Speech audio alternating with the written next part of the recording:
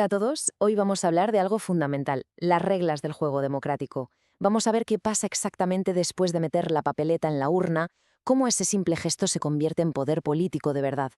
Seguro que a veces da la sensación de que el voto de una sola persona es como una gota en el océano, ¿verdad? Es que es algo que piensa muchísima gente. Pero, ¿y si esa gota fuera en realidad la clave de todo el sistema? Pues justo de eso va este análisis. Vamos a levantar el capó de la democracia, por así decirlo, para ver cómo funciona el motor. Vamos a descubrir ese reglamento, ese manual de instrucciones que convierte lo que quiere la gente en un gobierno real. Un manual que, ojo, no siempre está a la vista de todos. Venga, pues vamos al lío. Para entender cualquier sistema electoral hay que empezar por el principio. Y el principio es siempre una decisión clave, una elección entre dos grandes ideas, dos filosofías que marcan para qué sirve realmente votar. A ver, un sistema electoral es básicamente el libro de reglas de un deporte. No te dice solo quién ha ganado al final del partido, sino cómo se juega, cómo se puntúa. Es lo que define, con pelos y señales, cómo los votos se transforman en escaños en un parlamento o en quién se sienta en el sillón presidencial. Es, sin duda, la pieza que conecta lo que vota la ciudadanía con el poder. Y aquí llega el gran dilema, la madre del cordero. Hay dos caminos. Por un lado, se puede buscar la gobernabilidad. ¿Qué significa esto? Pues crear sistemas donde el ganador se lleva una buena parte del pastel para que pueda gobernar de forma estable, sin bloqueos. Y por otro lado está la representatividad. Aquí el objetivo es que el Parlamento sea un espejo lo más fiel posible de la sociedad, que cada trocito de la tarta represente un grupo de votantes, aunque luego sea más complicado ponerse de acuerdo para formar gobierno. No hay una opción perfecta, ¿eh? Es un equilibrio, una balanza que cada país ajusta como puede. Vale, ya tenemos la filosofía. Ahora bajemos a lo práctico, a los elementos técnicos. Cualquier elección se puede descomponer en tres partes, como en un juego. El campo donde se juega, los jugadores que participan y, claro, el marcador, que dice cómo se cuentan los puntos.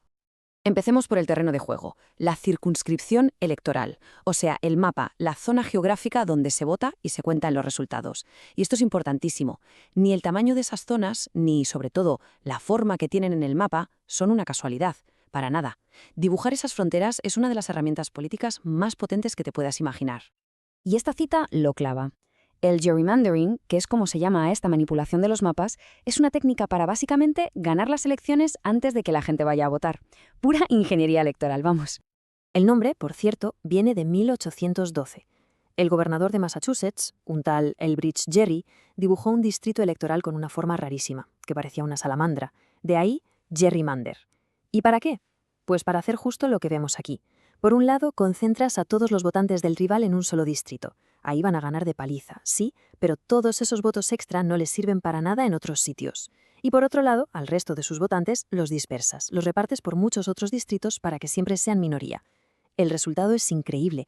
Con el mismo número de votos totales, un partido se puede llevar muchísimos más escaños. Es hacer trampas con el mapa, literalmente. Bien, ahora vamos con los jugadores, las candidaturas. La pregunta aquí es, ¿se vota a una persona o a un partido? Pues depende. En los sistemas de listas cerradas y bloqueadas, votas al partido y punto. Ellos ya han decidido el orden. Pero luego hay otras opciones. Con las listas desbloqueadas puedes elegir a tu candidato favorito dentro de la lista del partido. Y con las listas abiertas, como pasa en El Salvador, la libertad es total. Puedes elegir a personas concretas, incluso de partidos distintos. Esto, claro, da mucho más poder al votante para configurar su propia papeleta y le quita un poco de control a los partidos. Y llegamos al marcador, la fórmula electoral, o sea, las matemáticas que convierten los votos en escaños. Los sistemas mayoritarios son súper sencillos. El que tiene más votos, gana. Se lo lleva todo. Fin.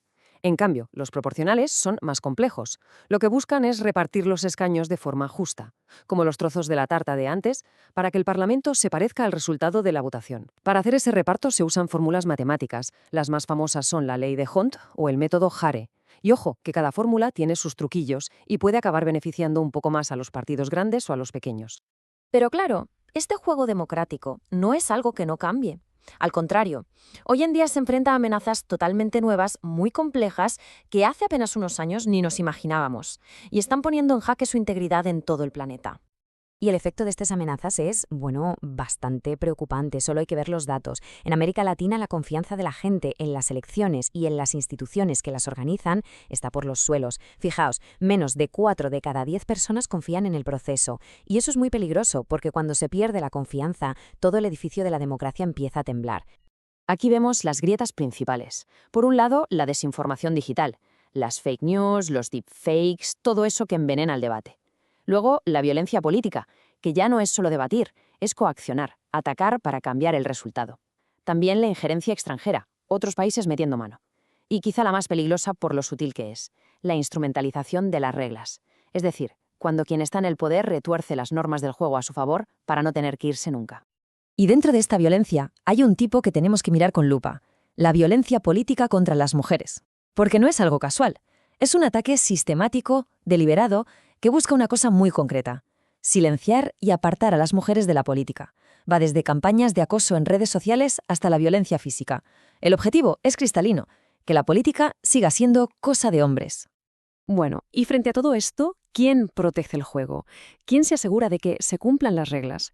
Pues por suerte la democracia tiene sus propios mecanismos de defensa. Pensemos en ellos como los árbitros y los observadores. Hablemos de los árbitros. En América Latina, a diferencia de lo que pasa en muchos países de Europa, lo normal es tener organismos electorales independientes del gobierno de turno. Su trabajo es ser neutrales, estar por encima de la pelea política y asegurarse de que las reglas sean las mismas para todos. Son, por así decirlo, los guardianes de la imparcialidad. Eso sí, no todos los organizan igual. Hay modelos distintos. Algunos países, como Costa Rica, lo meten todo en un único superorganismo que se encarga de la administración, la justicia electoral, de todo. Otros, como México, prefieren especializar. Un órgano para administrar y otro para la justicia. Y luego está el modelo de Argentina, donde es el Poder Judicial el que se encarga de todo.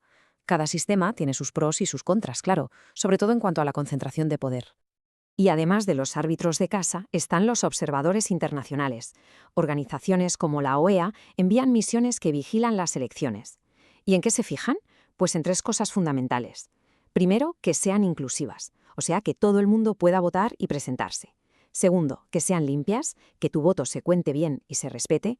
Y tercero, que sean competitivas, que haya varias opciones y que compitan en igualdad de condiciones.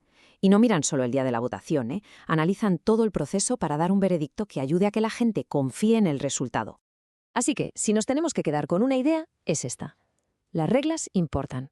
Y no poco, importan muchísimo. Un sistema electoral no es una cosa técnica y aburrida. ¿Qué va? Es una herramienta política potentísima que decide quién puede hablar, cómo de estable va a ser un gobierno y, al final, qué tipo de democracia tenemos.